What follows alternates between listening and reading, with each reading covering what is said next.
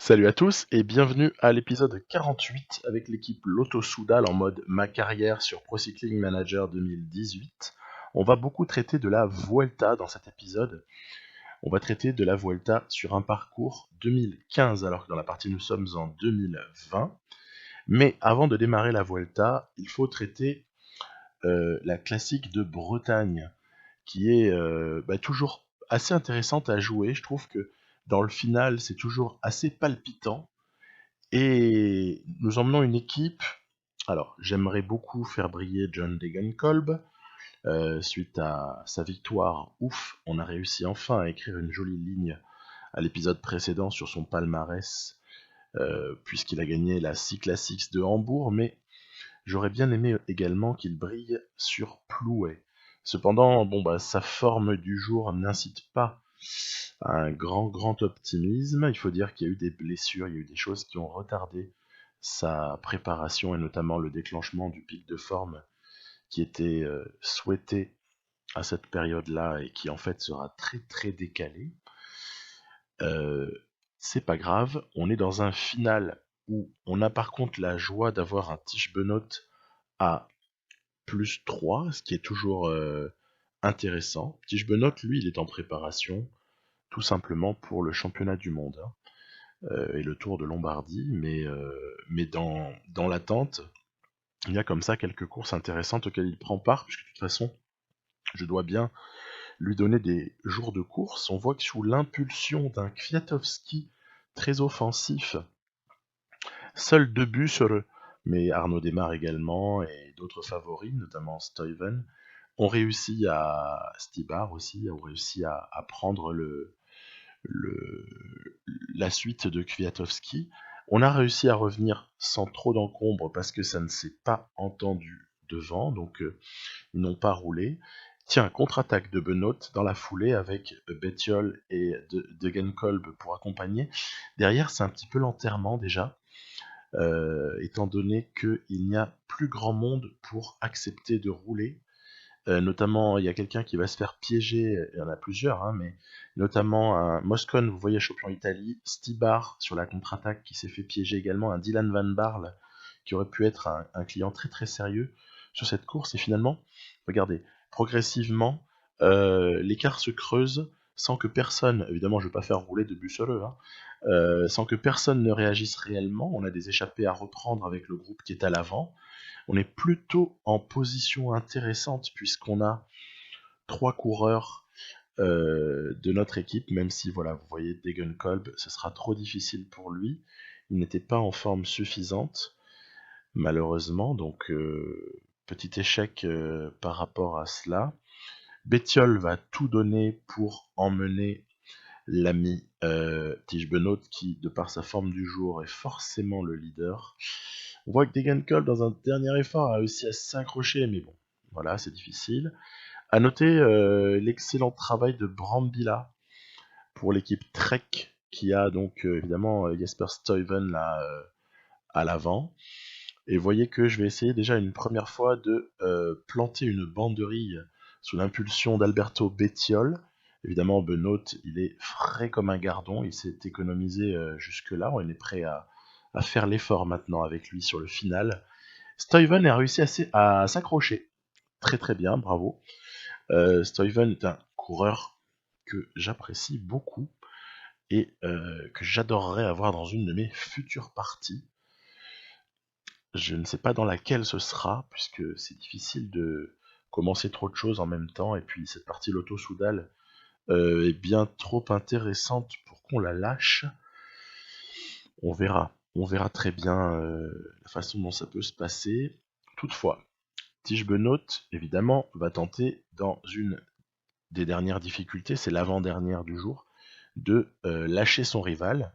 C'est une arrivée entre Flandriens. C'est en tout cas un final entre Flandriens et on voit que Stuyven s'accroche magnifiquement bien. Hein. Il n'y a pas de problème, il a l'air vraiment en grande forme. L'écart est énorme, hein, c'est pour ça que je ne montre plus l'arrière. On va retenter de s'échapper ensuite avec Tige Benoît. Là, je me dis, ok, c'est bon, gars, tu vas réussir à le lâcher vu la note en vallon. Eh bien, à ma grande surprise, non. non, non et non. Stuyven va revenir. Alors, le coureur qu'on aperçoit un peu plus loin, ça n'est absolument pas quelqu'un d'échappé, c'est juste quelqu'un qui a un tour de retard sur le dernier, voilà, parce que ça finit par un petit circuit. Tish Benoît va essayer de devancer le sprint et, oh, surprise relative, il est coiffé sur le poteau par Stuyven. J'ai trouvé, Moscone viendra plus tard prendre une troisième place. J'ai un petit peu fait du montage évidemment. Hein. On n'allait pas attendre 4 minutes. Magnifique victoire de Stuyven. Franchement, j'ai adoré cette course. Je l'ai trouvée super intéressante. Et c'est un cas où la défaite ne m'importe guère. Parce que, honnêtement, le scénario, je le trouve sympa d'un Stuyven qui résiste à Tish Benoît. Pourtant, Tish Benoît, quoi. Hein. On est sur quelqu'un d'un standing assez particulier. Alors, passons à cette Vuelta. On voit qu'il y a des forces en présence qui sont assez intéressantes. Il y a du Quintana, Porte, Soler, Froome, Pouls, Bardet, Nibali, Dumoulin, Pinot. On a du Dan Martin, on a du Mikel Landa, du Chavez, du O'Connor, meilleur grimpeur 2 fois sur le Tour de France précédemment. Bref, il y a vraiment du monde. Je n'ai pas mentionné tout le monde, mais on a une concurrence. Il y a Julien Alaphilippe, évidemment, qui vient chasser un peu des étapes, qui vient nous essayer de nous pourrir un petit peu la vie sur des arrivées en côte. Bref, ça démarre par un prologue. Petit prologue par équipe. En fait, dans la réalité, cette étape-là, eh bien, elle a été banalisée. Ils l'ont couru, mais c'était vraiment juste pour le fun. Et puis ils avaient dit, voilà, celui qui franchira les lignes en premier de l'équipe qui fera le meilleur temps, eh bien, portera le maillot rouge. Mais c'est tout, il n'y aura pas d'écart de temps. C'était suite à des petites controverses sur le parcours. Je me souviens notamment de planches en bois qui étaient suspectes et qui menaçaient de mettre en péril peut-être l'intégrité de la course. C'était assez rigolo. Ça partait vraiment d'un embarcadère quasiment. Hein, voilà, ça n'a pas été modélisé de la sorte dans le jeu, mais dans mon souvenir en tout cas, ça partait d'un embarcadère. C'était assez spécial. Et puis voilà, on va voir que c'est les Sky qui vont à quelques secondes près s'imposer. Alors faisons un point sur qui va être en forme à quel moment, parce qu'on démarre cette Vuelta relativement pas en forme. Donc vous voyez, Omen sera le premier à être en forme parmi les gens qui peuvent jouer un rôle, que ce soit pour les victoires d'étape ou pour le général. Et pour Wellens, il faudra attendre le matin de l'étape 14.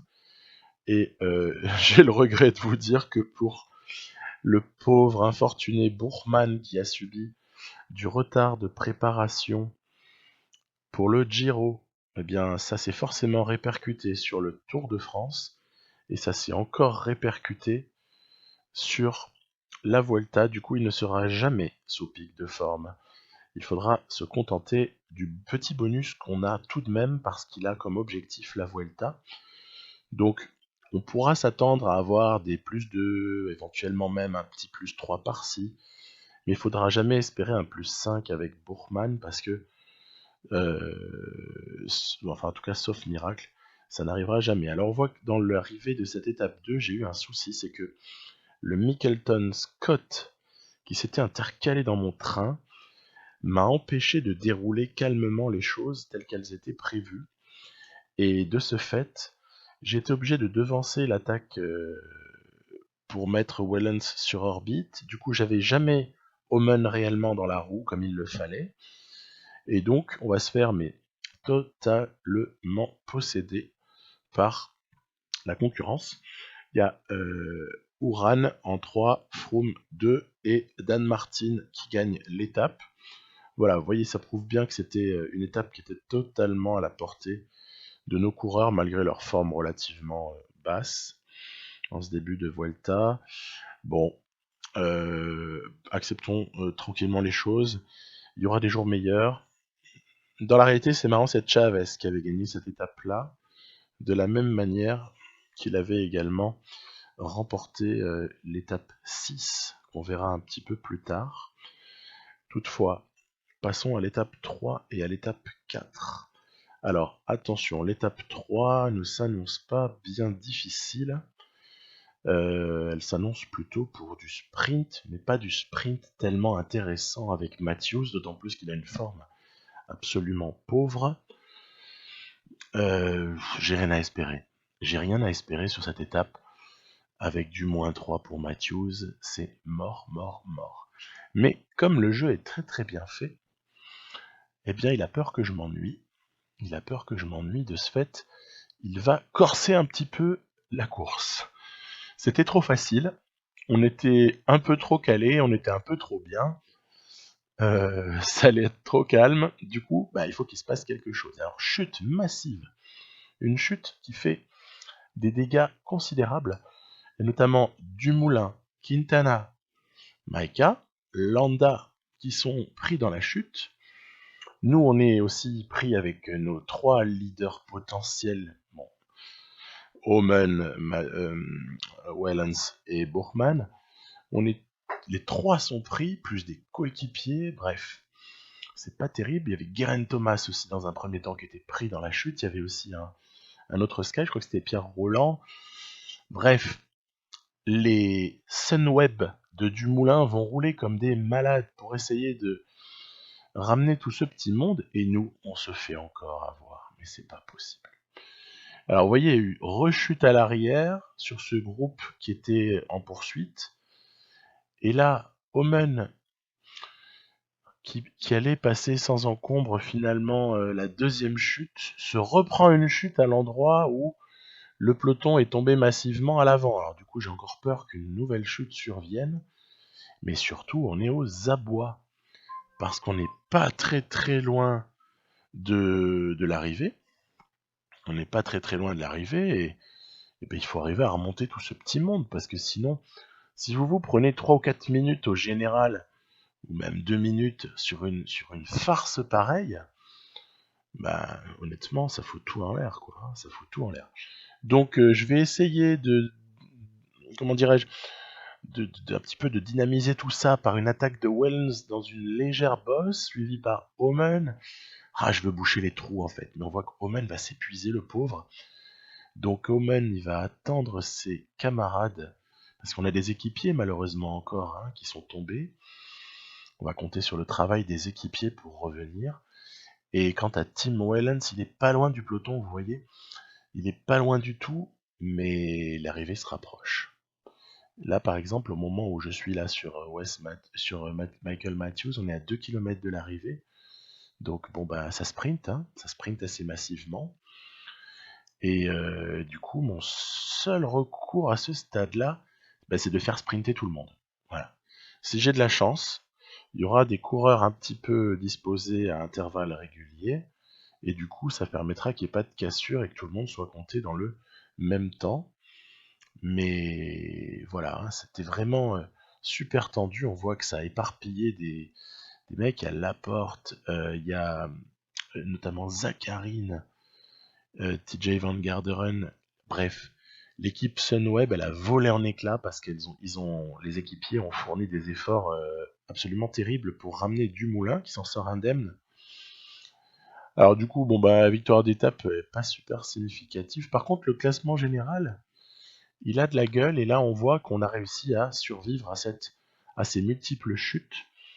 Ouf. Moi, du coup, voilà, au soir de cette étape-là, je suis super heureux.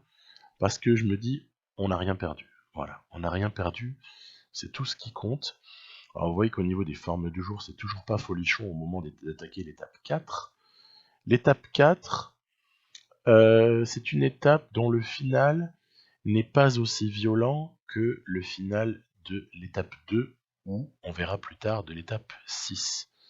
Donc l'étape 4, Valverde l'avait gagné à l'époque en 2015. Quand on voit Valverde qui gagne, là, on a tout de suite compris que c'est plutôt pour puncher. Et je vais là encore avoir eu un peu du souci pour disposer mes coureurs à l'avant de la dernière bosse. C'est encore une fois une erreur assez terrible, puisque les principaux adversaires d'Anne Martin, Alaphilippe, dans ce type d'arrivée, eux, ils n'ont pas oublié de se positionner. On voit que je vais presque remonter tout ce petit monde-là. Mais honnêtement, je suis assez déçu parce que on a eu un mauvais positionnement. Je me suis pas très bien débrouillé. Comme quoi, je ne fais pas que gagner avec cette équipe. Il m'arrive aussi de faire de la grosse M, 3 petits points. Voilà, donc victoire de Dan Martin. À la Philippe, il y a aussi voilà, les principaux punchers qui viennent compléter. Et du coup, Dan Martin prend le maillot. Voilà. Et on aborde l'étape 5 à présent, l'étape 5 qui a tout l'air de se terminer relativement calmement. Le final n'est pas aussi escarpé que ce que le petit dessin que je vous ai montré là en introduction de l'étape 5 le laissait éventuellement penser. Donc on va se retrouver dans ce final. Je vais essayer d'emmener avec des Martino, mais j'ai encore eu une fois une petite difficulté vis-à-vis de cette fonctionnalité du jeu, prendre la roue. C'est pas passé de manière optimale, ce qui m'a peut-être pas totalement aidé à emmener Matthews à faire mieux qu'un podium. Voilà, j'utilise en fait Waylands en dernière rampe de lancement de Matthews parce que il est pas super fort au sprint, mais il a une énorme capacité d'accélération. Et bien souvent, la capacité d'accélération va rattraper le coup. Alors, on a vu que c'était une victoire de Bauhaus. Bauhaus, il est vraiment redoutable. C'est un sprinter là dans la partie qui est presque de la trempe d'un Gaviria ou d'un Viviani. Très dangereux, 83 en sprint, 83 en accélération. Alors on passe ensuite à l'étape 6. L'étape 6, elle avait été remportée à l'époque, encore une fois, par Chavez, ce qui laisse augurer d'un profil final relativement favorable à un grimpeur-puncher, si j'ose dire. On voit là sur la carte que ça semble correspondre, mais cette côte finale est très courte. Elle est très courte. On va essayer là encore d'emmener, mais je dirais que de façon générale, avec un petit peu de recul, je me suis fait un petit peu surprendre. Regardez encore une fois une difficulté de prise de roue, c'est-à-dire qu'en fait ça résulte d'un mauvais positionnement en bas de la côte. Hein.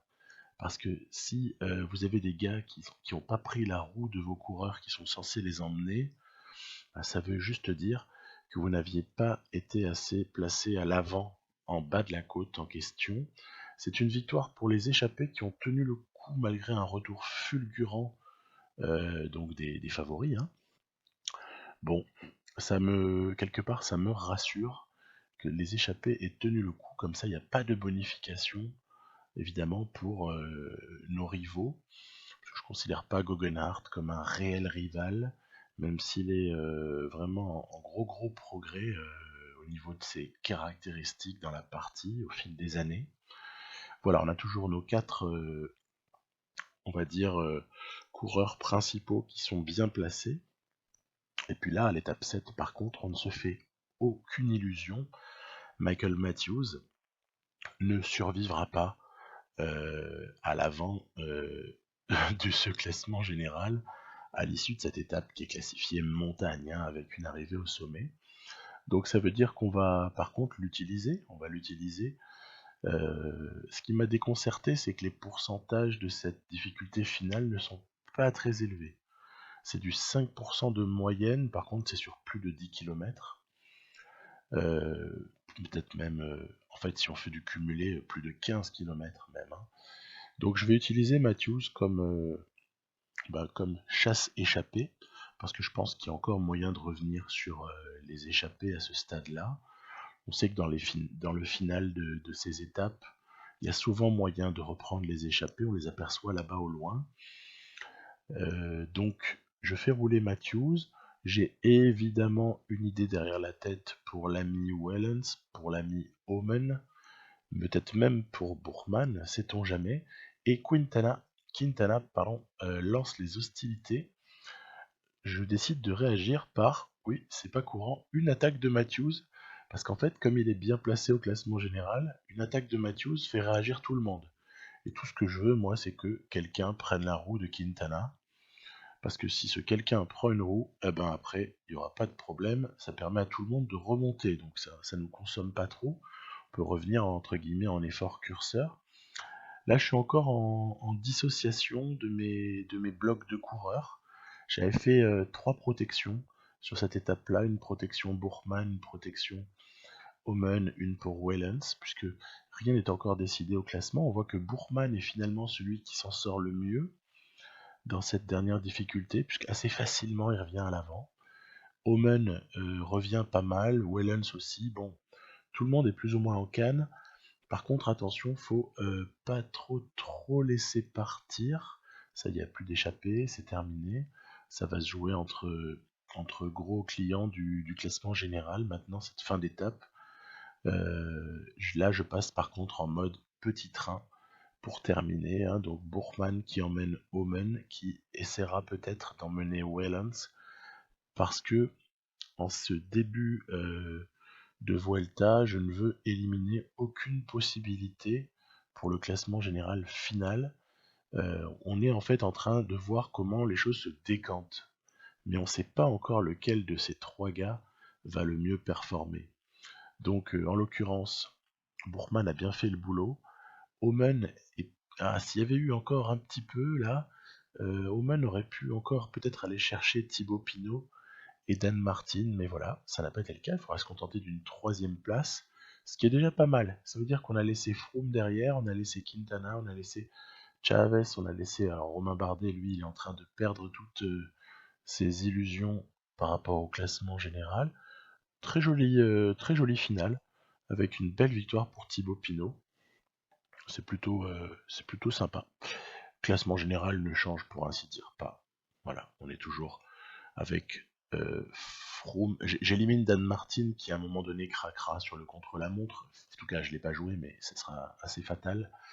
Il y a quand même Froome du Moulin, très costaud devant, très bien placé, qui ont l'air bien en forme.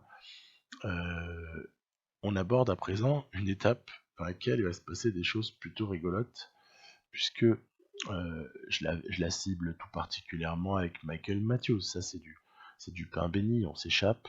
Plus de 200 bornes, en tout cas environ 200 bornes de course. On s'échappe, on trouve des alliés pour rouler, et puis soit on finit au sprint, soit même dans la dernière bosse, on s'échappe, puisque ce coureur est vraiment capable de beaucoup de choses, il est très polyvalent. Bah, en fait, je vous ai montré des tentatives successives d'échapper. Je vais avoir tenté peut-être 10 fois, 10 fois, 10 fois de m'échapper avec Matthews.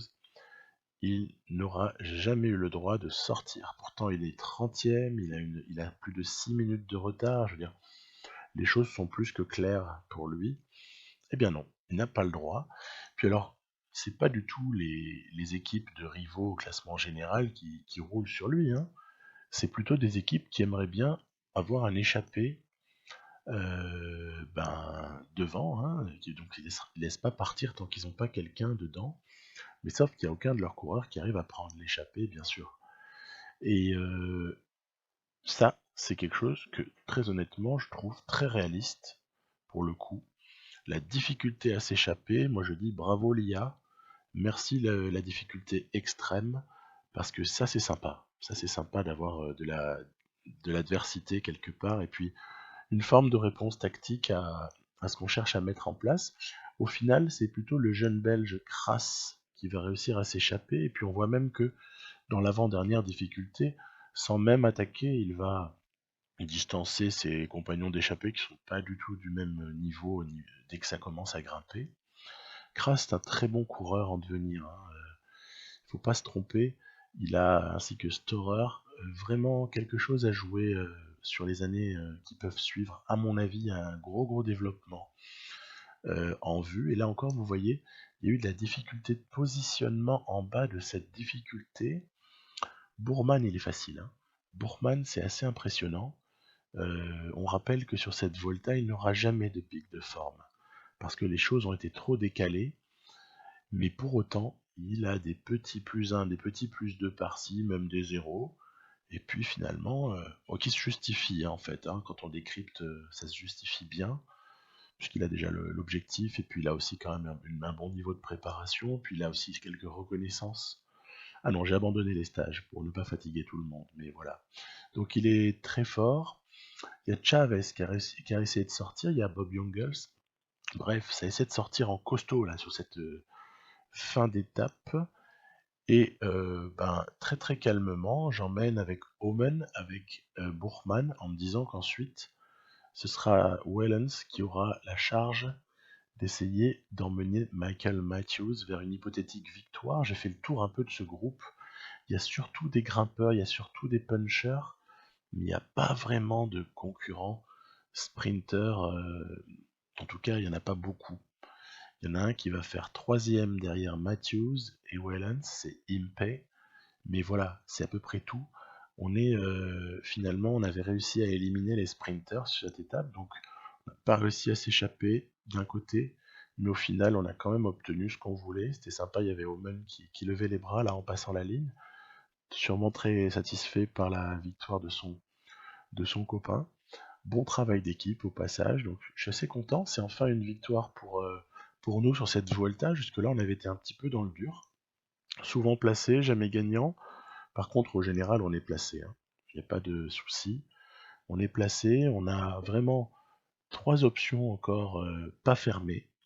Et je pense que beaucoup de choses vont se jouer sur les formes du jour. Dans des étapes là que je vous ai mises, c'est la 11 évidemment. La 11, c'est la plus difficile étape de cette Vuelta. Mais attention à l'enchaînement 14, 15, 16, 17, avec l'étape 17, un contre-la-montre, qui promet de, malheureusement, nous, l'Auto-Soudal, nous faire probablement très très mal. Et par contre, 18, 19, 20, c'est plutôt à notre avantage. Ce sont des tracés qui sont très très à l'avantage, par exemple d'un Wellens ou d'un Omen, hein. Donc, si on arrivait à basculer avec très peu de retard à l'étape 17, ah là, il y aurait peut-être de l'espoir à nourrir. Voilà, c'est ce qu'on verra par la suite. Je vous dis à très vite pour l'épisode 49 où on s'occupera de la suite de cette Volta. Salut!